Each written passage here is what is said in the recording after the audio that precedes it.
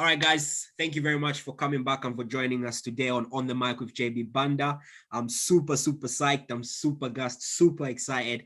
I've got a great guy here today as a special guest. And, me and him just linked up on social media. And I thought he was a great guy to bring on. And he's a musician. He's got a few albums. He's been in groups and things like that. And he's got a lot of good music out there. You go on his social media, all his spreads is nothing but love, and he's very motivational, very inspirational. He's a poet as well. Guys, I'm just gonna go light and jump into it. It's my boy Shocka, bro. How's it going, man? What are you saying? What's good, bro? What's good? I'm blessed, Moji. How are you? Yeah, bro. I am gassed to have you on the podcast. Honestly, I am definitely. super psyched. It's it was just overdue. I've been wearing your mask. You know the mask you sent me? Yeah, the one I'm wearing it sick. I've been wearing it religiously. Yeah, and sometimes I forget that it's got one race on it. Yeah. So when I'm walking past people, they'll be staring at me, and I'm like, "Why are you staring at me for?"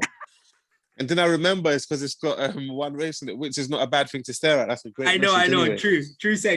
Yeah. A lot of people I do get people staring at me, especially when I'm rocking the hat and I'm rocking the mask. A lot of people do stare at it, and yeah, man. I just thank you for the support. For those that are listening in, and you probably don't know, I met Shocka through Instagram.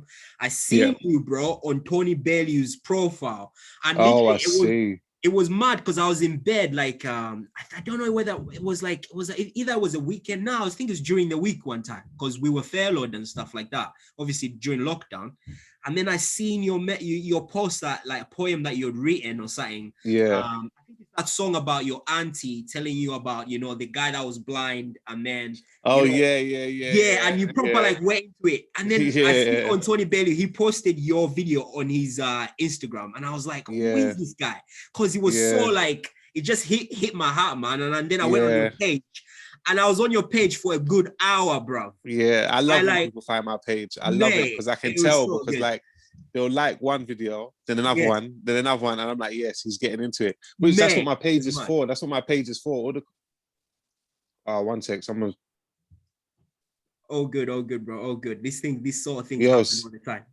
Someone tried to call me. Sorry about that. Yeah, no, it's all good, bro. It's all good. All this time, these things happen. This is what happens when you're filming live, guys. Internet problems, people trying to call. It's part of it. It's part of the times we're living in. But yeah, you were saying about people coming on your page. Yeah, I think that's what my page is for. That's why I had a conversation with my team one time, and they wanted me to clear up my Instagram. You know, some people when they're about to release new music, they'll archive everything. Everything only have just video. And I'm like, the kind of content that I make, I can't archive it because I don't know if it's helping someone if they're coming back to watch that same video every single day. So I have to leave everything on there. So it just shows when people go on my page, they generally go down and watch all the videos and stuff. Yeah, no, that's mad, bro. Honestly. Obviously, a lot of people again who are probably tuning in and they're just thinking but who is this Shocka guy? Who is it? Just explain to them obviously what you've done and who you are, and just briefly background story, where you're from and everything. Just brief. So I go by the name of Shocka. I'm an artist from North London.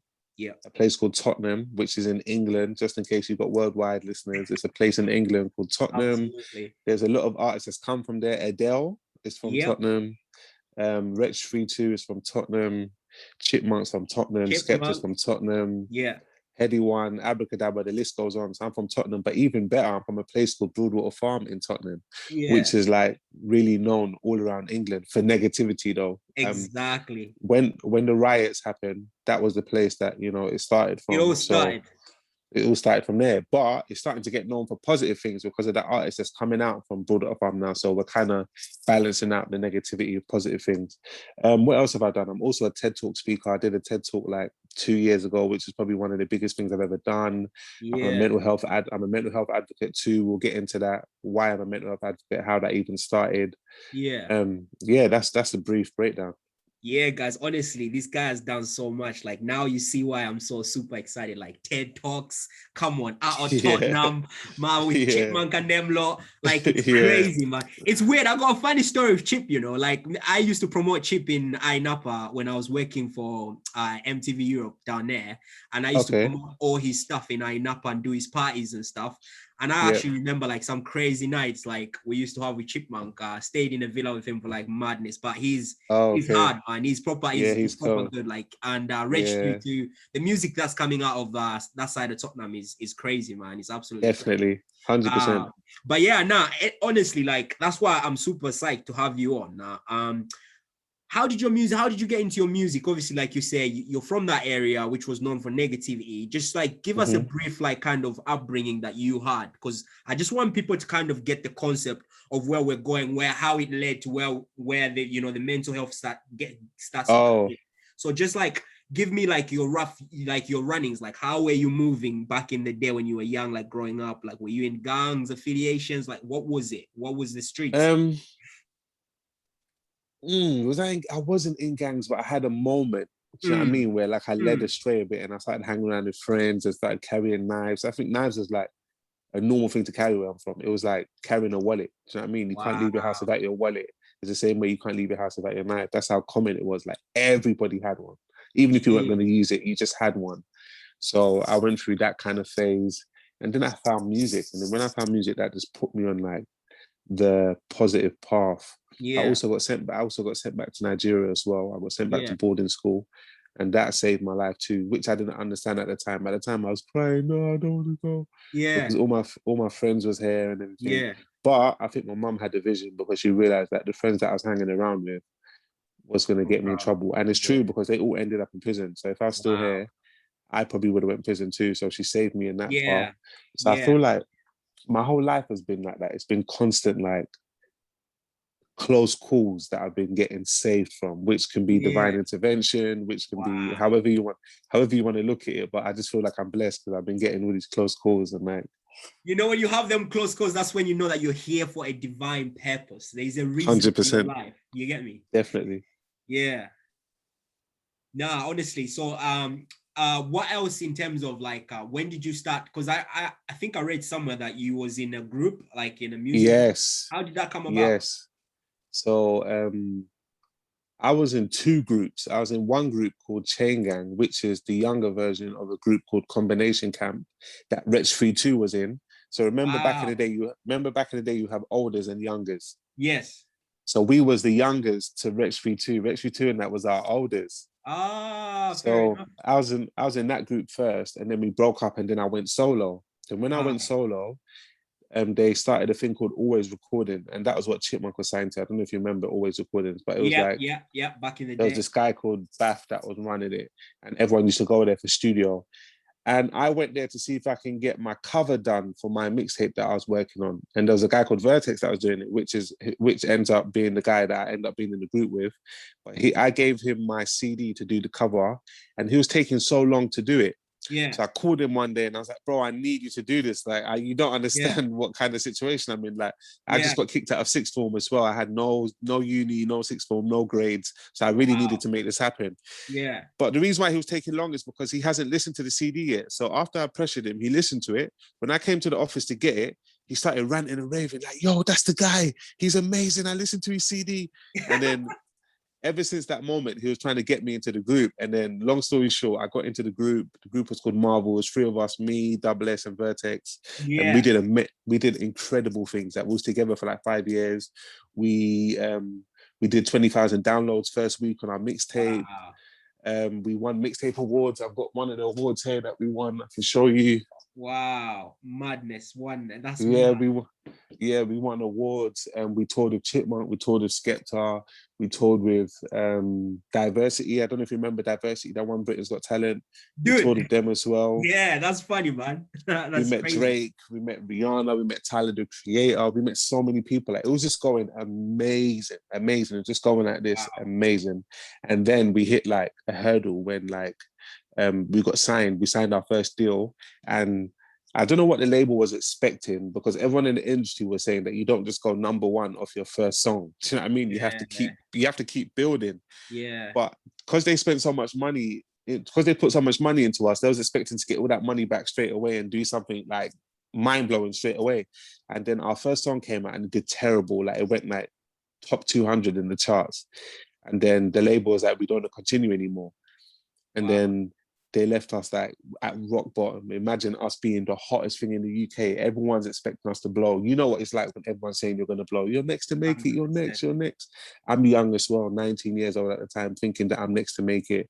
And then, the label pulled out on us and left us in scratch, starting from limbo. And then from that point, I spiraled into like deep depression, as you can imagine. Like the depression was deep. Spiraled into deep depression. And then ended up having a breakdown. Came home one day, was screaming, shouting. Luckily, my uncle that was staying with us, he was a doctor from Nigeria. So he came down and told my mum that he's having a breakdown at the moment. We need to get an ambulance for him. So they called the ambulance for me. I got sectioned for the first time, which was for about 5 days. First time was like for 5 days. Ended up getting sectioned for 5 days. And then I remember I had an intervention team that used to come and see me like every week just to talk to me. And I remember one of the doctors used to say like, when kids my age get sectioned, they don't like taking their medication because they're embarrassed of it. But like, he's like, the reason I'm telling you is because I can tell you're going to go down that route, but you need to take it, because like, if you don't take it, you're going to end up relapsing again. But like, he was right as well. It's like he was reading my mind. It's like he knew I wasn't taking it, but I pretended like I was. And he's right. I did relapse. I ended up relapsing again, getting sectioned again for a second time, which I spent 28 days. And then and for those came out. Bro, quickly, just obviously a lot of people are obviously listening to this and they're thinking, section, what does the section mean? Yeah, I get that a lot. So, like, an American woman commented. Yeah, because obviously, like, am I right in saying, because I remember, like, I've been sectioned as well. For everybody that knows, I always talk about it. I've been sectioned 3 times.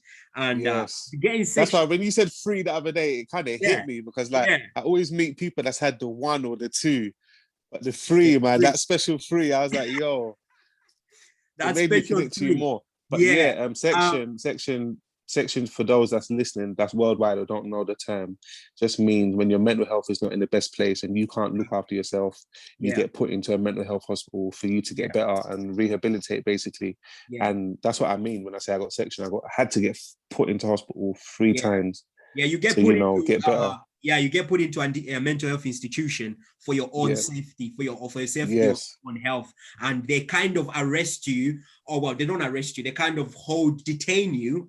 They say it's probably the best word. They detain you under like a health guide and a safety act to kind of say you are a risk to your family, a risk to society, and a risk to yourself. So you could end up kind of harming yourself or harming people around you. So what the government do to stop that, they put you in an institution to that way you don't harm anybody or harm yourself. I mean, I had it bad, bro. I had it bad to a point whereby I was actually in a straining jacket, bro, when I was in the section. Nah, don't lie. No, I swear down. Like, honestly. All three times or the first time? Just the first time when I had it proper. Okay, cool. Like, it was to a point whereby, like, I'll just have episodes in the institution. They would have to inject me to calm me down, and then they would have to put me in a body bag. A restraining bag, and put me away into, like, a room where, like, I had nothing, it was just a bed in there, and it was just like literally just give me food, just like so that I would calm down. Like, I had it really bad. But all I say is, listen, that was 2016. This is 2021. I'm a father. I'm happy. I got a partner. I mean, look incredible. Look at what time can do, what God can do. So, and that's why it's so inspiring when I'm watching you with your child, because I haven't got anyone around me that's been sectioned as much times as we have. That's had a child.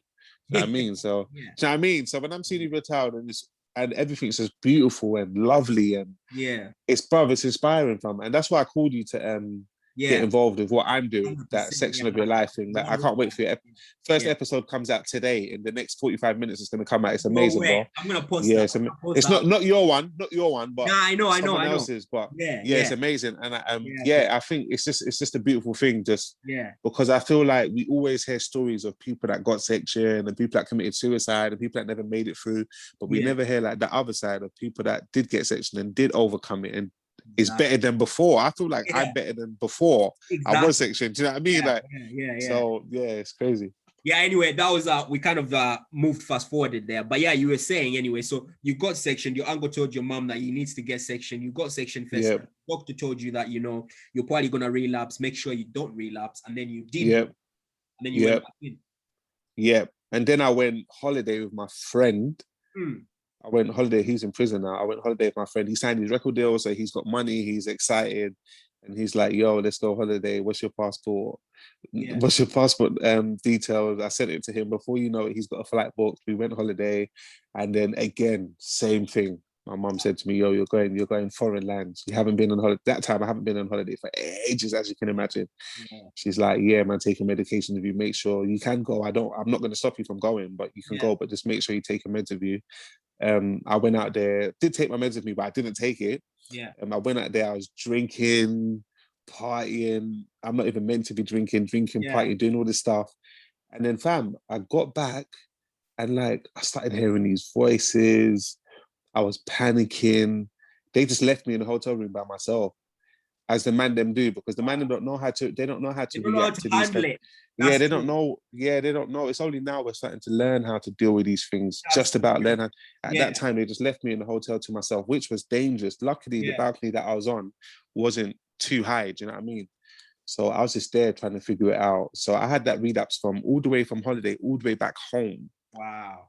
So all the way on the flight, I was still like trying to, gain my composure and, hold myself steady. I don't even know how I managed to hold myself steady without screaming, shouting and doing all this stuff, but I did. Yeah. And then when I got back home, I texted my mum. I said, yo, I'm not feeling too good. My mum knew straight away what it was. And then she told me just to stay in the house, don't do nothing silly. I stayed in the house. Police officers came.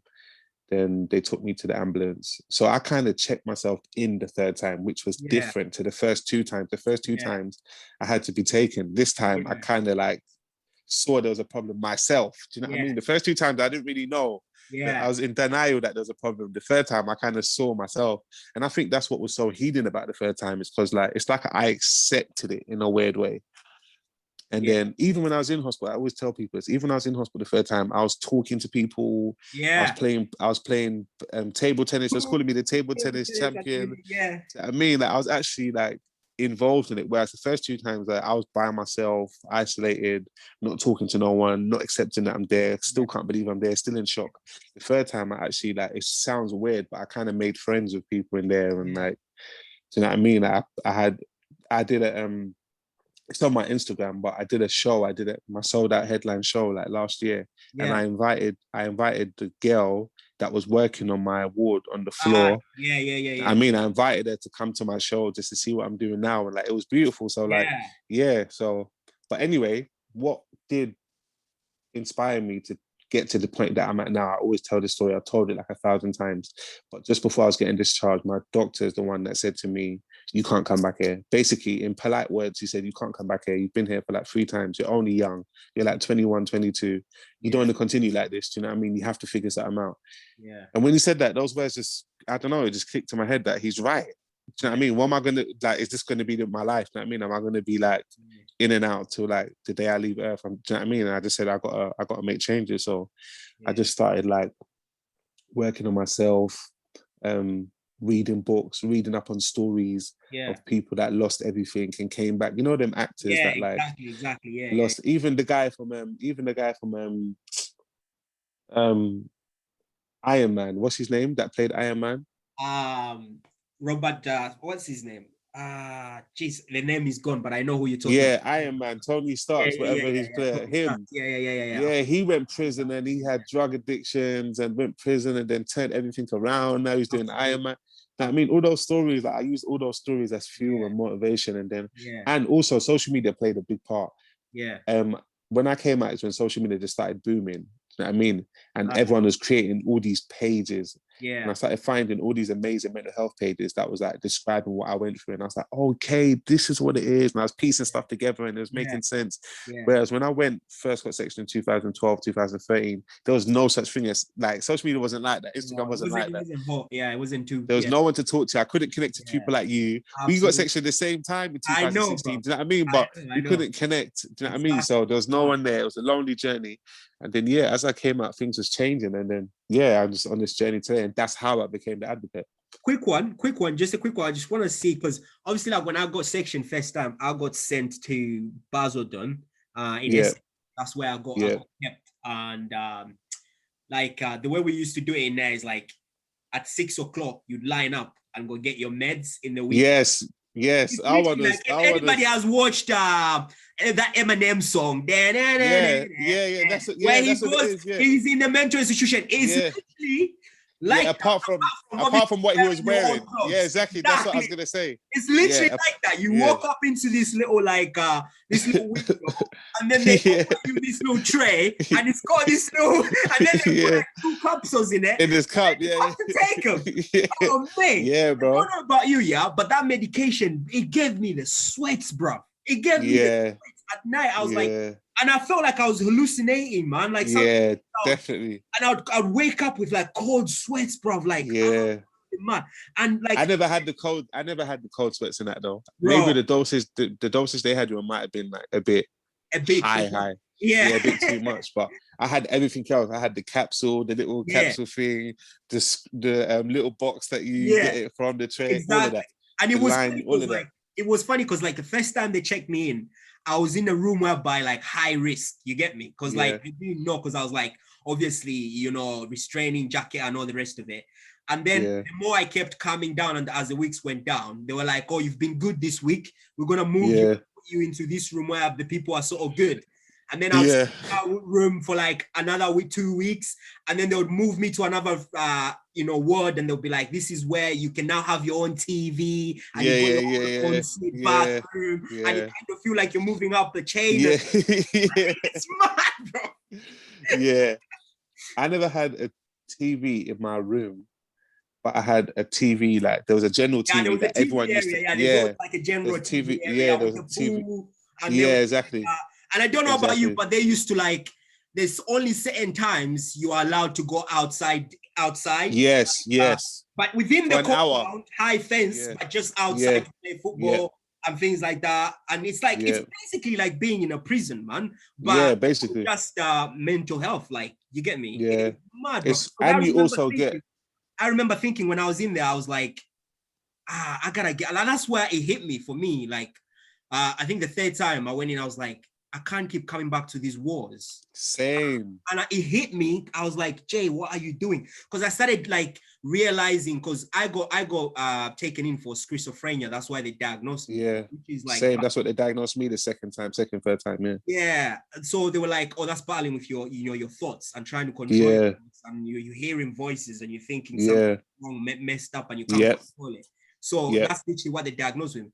But for me, I got into the Bible a lot, bro. I think like God, I mean, that's why like I vouch for God, man. Like everything I do, man, I'm 100% because of it. Because I felt like I read the Bible quite a lot, and it got me through. Because I started thinking like, why am I so scared? Because for me, I had the fear of death. That's what I was scared about, and I felt like they were trying to do something in there, like trying to get me, like, to mess me up. Like, you get me? Yeah. I had all these weird thoughts, and the thoughts were, I was battling with my own mind. You get me? And that's what was getting me to go crazy. So the minute I realized that I just need to, separate my thoughts to my actual, like I can tell my thoughts to just say, listen, shut up, and take hold of them. And then the minute I started like being good, like although the thoughts were still there, but I could silence them because I know like that's not me. That's just my thoughts trying to creep in. And I started like handling it that way. So I started handling, like you said, reading a lot of books, a lot of self-help books, reading the Bible. I started channeling and finding something like, you know what, I can control my mind. You know what I mean, through like what I'm thinking. I know like this is real, that's not real, and kind of definitely that way. And that's kind of how I come out, bro. I don't know about you if it's the same for you, man. Same, exact same thing. Exact same thing. Yeah.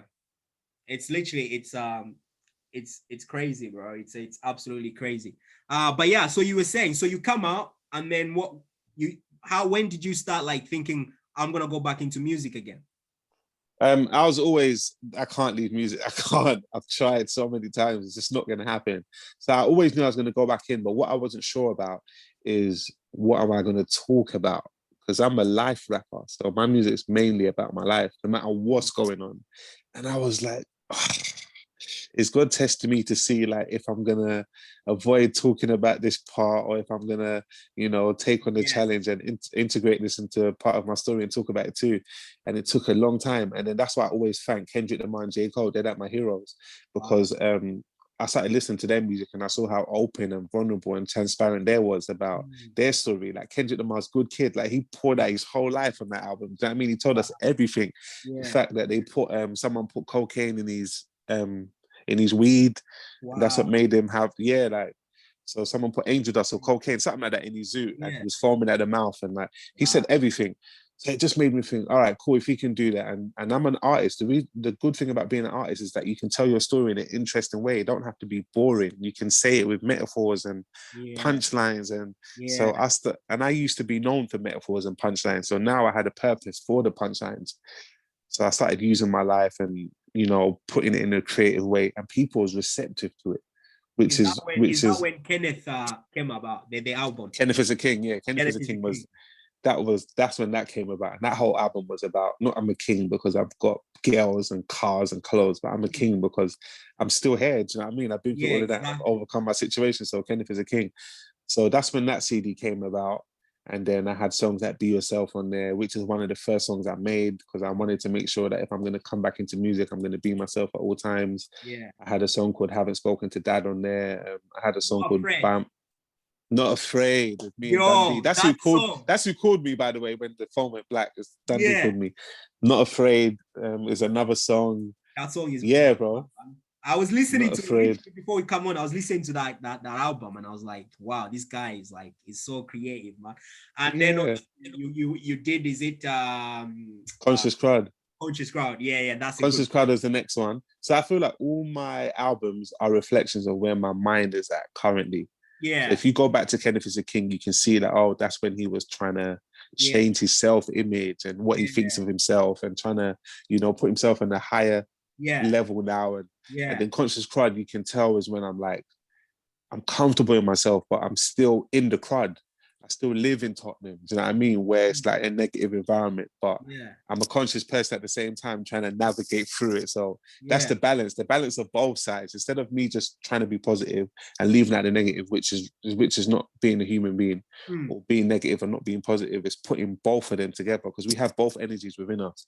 So Conscious Crud was like the mix of both. And then after Conscious Crud was Impact Over Numbers. Man, that one is something else. I like the Vent part 2, and then that one I also like which one is that For a Reason, and I'll tell you why I like that song For a Reason. It's because did you go through that personally? 100%, because me and my partner we had a miscarriage on our first baby in Australia. And when I heard that song, man, it moved me, bro. I was weeping in the car listening to that album, man.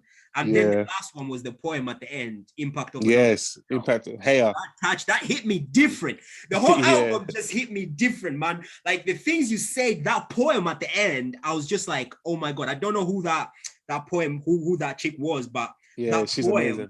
That poem was different because I was like, that is so true.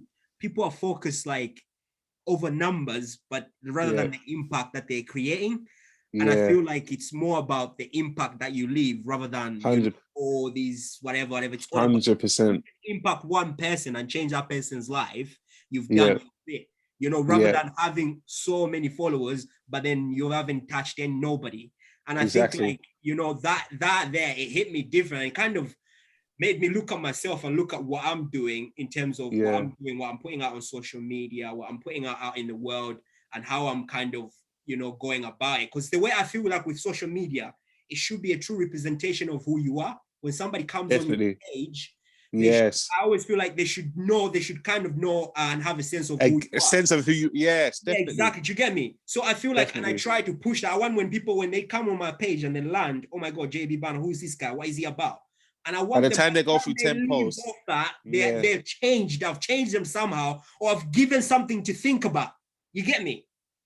definitely, That's definitely. and that you made me that song made me kind of reevaluate all that and kind of try and figure out, mate, your album. If anybody hasn't heard the album, I'll put all the links below with all his albums. You need to go on Spotify, iTunes, all this platform, you find him. Just type in Shocka artist, he's there, and trust me, impact over numbers. Type that in, and I'm telling you, this album will touch you. It's like Kendrick Lamar, the UK version. Like, you're so poetic, and your storytelling is so good. And I was wondering why the likes of Tony Bellew like you, man, because Tony Bellew is the one guy I've actually trying to get on the podcast because he's also suffered from mental health and stuff. And I didn't know that. Trust me, I seen it because when I watched him on SAS, Who Dares Wins, he actually opened up about it and how it's got him challenged. And that's why I could see the relation with why he likes you so much, because he's your biggest fan, bro. He proper comments. He comments on my stuff. Like, absolutely, bro. We've spoken in the DMs. That it's just mad love. And the way it happened was so random. Like, I had a day where I was just like, I'm a proper gratitude person. I think gratitude is so important. Yeah. 100%. So I had a day where I was just being, just really in a grateful mood. And I said, you know what, let me do a freestyle about gratitude. Yeah. And I did one, but I nearly wasn't going to post it because the volume's a bit low. If you go back and listen to it, the volume's a bit low. You can't really hear me. Yeah. But I said, you know what, let me just post it. Maybe I'm overthinking it. I posted it. And then a couple of days later, Tony Bellew posted it and said, I don't know who this lad is, but I like his vibe and his energy. And I was like, what? And then, like, I just got bare followers off the back of his supporters. And then, like, obviously that's where you came from. And then he's been supporting me, like, ever since. Like, bro, it's just amazing. It's amazing the way social media can connect you with the right people, the people you need. Like, I don't want everybody. I want the right people.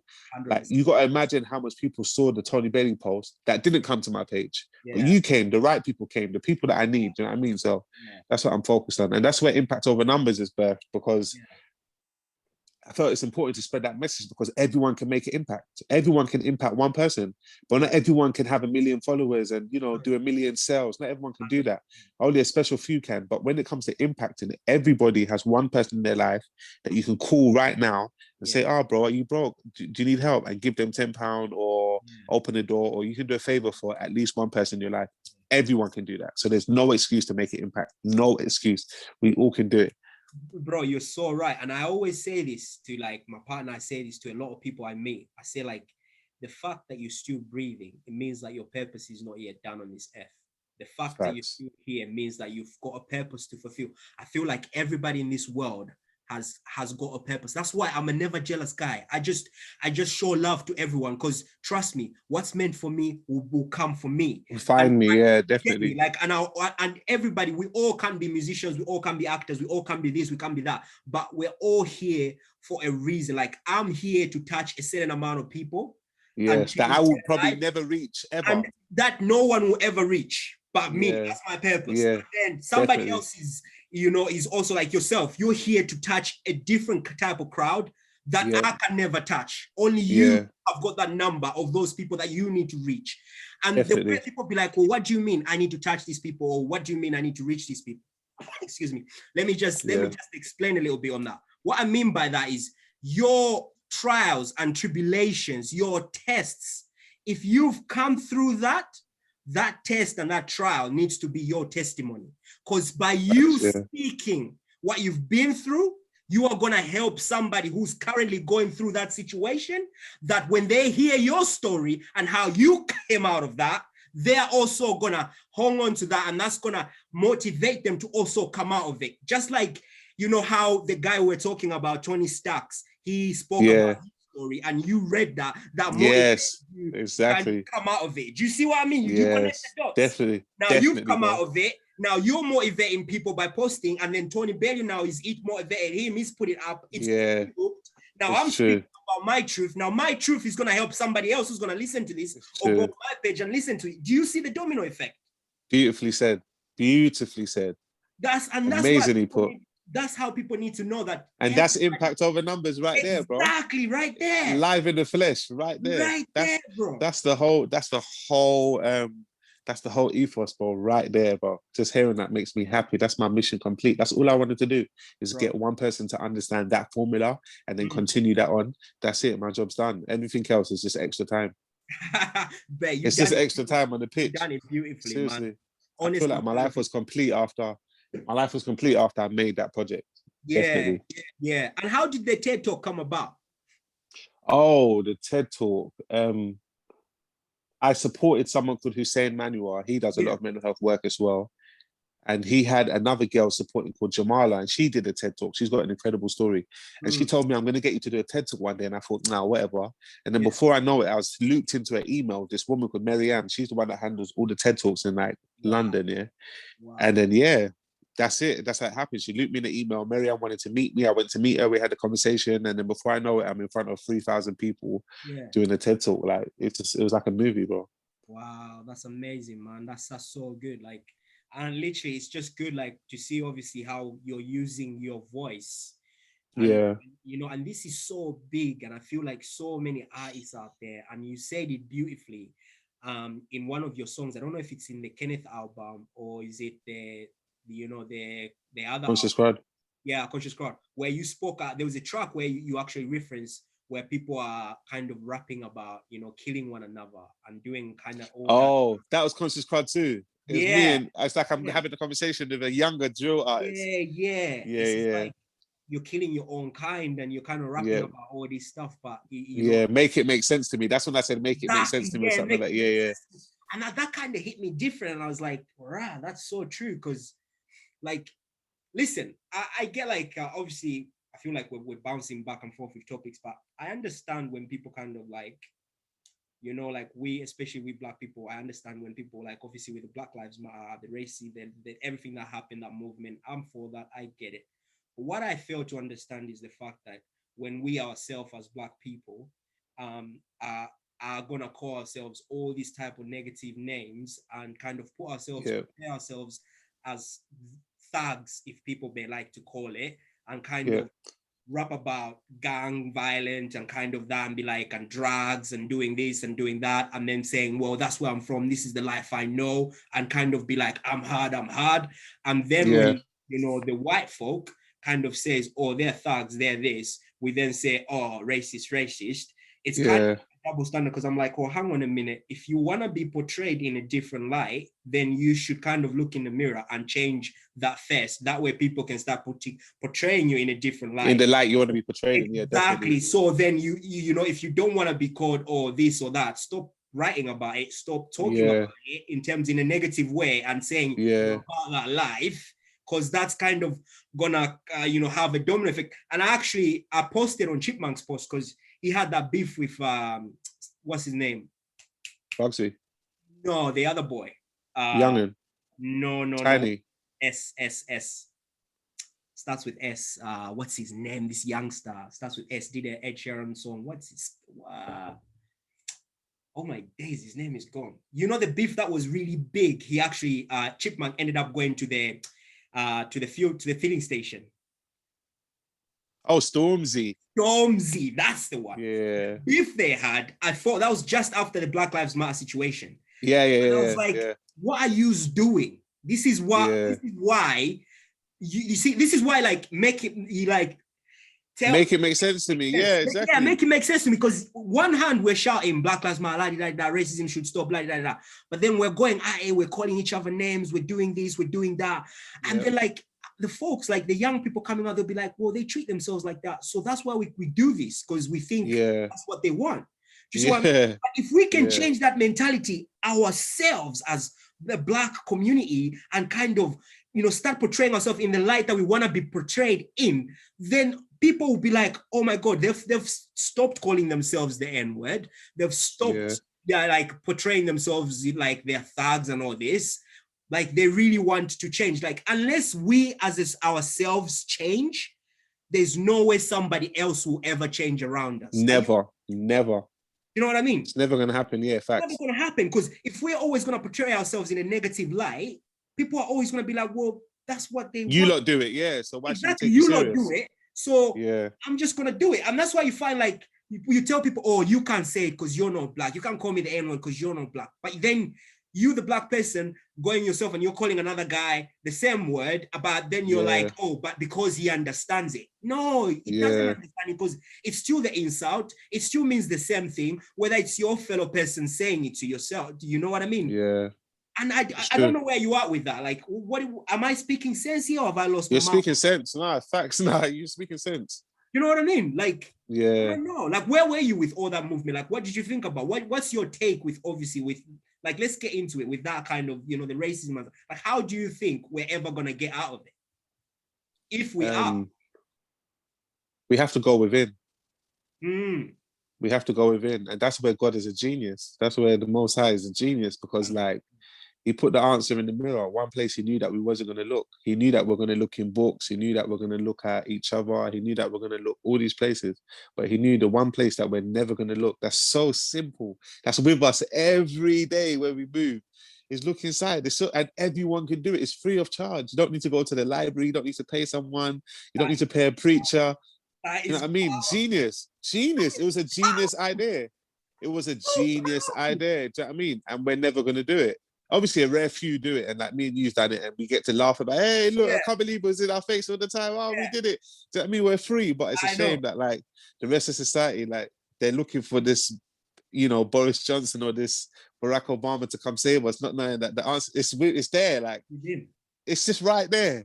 It's Bro, so I can't believe you said that. You just literally. It's so simple. That is it's so simple, man. And it's a shame that certain people are going to have to pass away and ask, like, oh, how did we stop all of this? And the reply you're going to get is that you just had to look within, and you're going to feel really stupid. Like, you're going to feel really stupid. Yo, bro, honestly speaking, like, honestly, I can't believe you just said that, because that relates to on every platform. Like, you see, I always tell people, they'd be like, oh, I'm not happy, I'm not this, so I can't find fulfillment in my life, I can't find, you know, fulfillment in my relationship, in my job, in my life, in everything that I'm doing. You know, I don't know, I'm lost in my head, whatever. And the answer is, when you start to look within, you will find your purpose. 100%. When you start looking within, because people are so quick to look outside and be like, maybe I'll find comfort in a relationship. And then they end up jumping from one relationship to another, from one relationship to another, and they are wondering why it's not working. It's not working because the answer is not out there. The answer is bro, you just know it. And that doesn't just relate on relationship, it relates in everything. On that's everything, bro. Like, literally 100%. And you've just literally just hit the nail in the head, man. Like, that's it. I'm getting so much calls, bro, because I meant to be uploading something. How long we got left, bro? Listen, bro, we're gonna wrap it up like soon, man. Like, literally, this guy is that busy, man. That's what I mean, guys. This guy is that busy. We're gonna have to do this again. We're gonna now please, we need a part 2. Because when my album comes out, we need a part 2. His phone is blowing up non-stop. But yeah, hopefully you guys out there, you know, go on his page, and I'm gonna put all the links down below. Make sure you go on his page and follow this guy, support his movement. He's starting his own podcast section, and he's gonna be posting a lot on that as well. But yeah, make sure you support him. His new album, like I said, his last album that he's just done, Impact Over Numbers. He's doing the hoodies as well. I love the hoodies, by the way, bro. Proton, Impact Over Numbers. Bro. That blew me out. You know what kind of hit me with that? When you brought out your phone and you had the oh yeah, that was on the Impact. And it takes you to the album. Bro, and they took it to the album. That was different. That was different. I was gasped by that. I was like, yo, he just definitely. Like, I've never seen that. that. Yeah, I'm always trying to reinvent and do stuff different. That was sick. So keep up. And guys, listen, if you want to do that, like, I'm sure, hit him up and like, go to his page. He's got like merchandise, and he's got his great music out there. You can find him on iTunes, find him on Spotify, and all the rest of it. Just support him, support his movement. Anybody that's struggling with mental health, he's your go-to guy. DM him, he's quick to reply. He's a generous guy, kind guy, and I'm so glad that you came on, bro. We've been trying to make this happen for quite some time. Definitely. Since last year, we kind of spoke that we're going to make this happen, and we finally made it happen. And we're going to definitely do a part 2 for sure, man, because I feel like, bro, there's so much. We can talk like till the cows. We can talk forever. Yeah, definitely. Absolutely. Now, part 2, when my album comes out, make sure, remind me, let's do a part 2 so we can talk about the album. Because I know you're gonna want to talk about this album, but there's so much to talk about on the album. I'm excited. Yo, I want to see that. Look Within. I want to see that song on there, man. I got a song called Racism is Stupid. And that's what it's about. You're too That's much. why I had the answer so quick, bro, because I've You're already too got a much, song. man. You're too much, man. I'm so guys. Listen, like I said, guys, we could go on forever. Remember, guys, subscribe, download, support the the podcast, support the movement, share it with anybody that's kind of going through struggling with their mental health, and if they want to hear this, listen. Make sure you're reading the notes. All the links are gonna be there. All his social media. Now, Shocka's social media is gonna be there. Make sure you listen and tune in, guys. Thank you so much for tuning in. By the way, today, guys. And yeah, we love you. And I'll speak to you soon. Bye.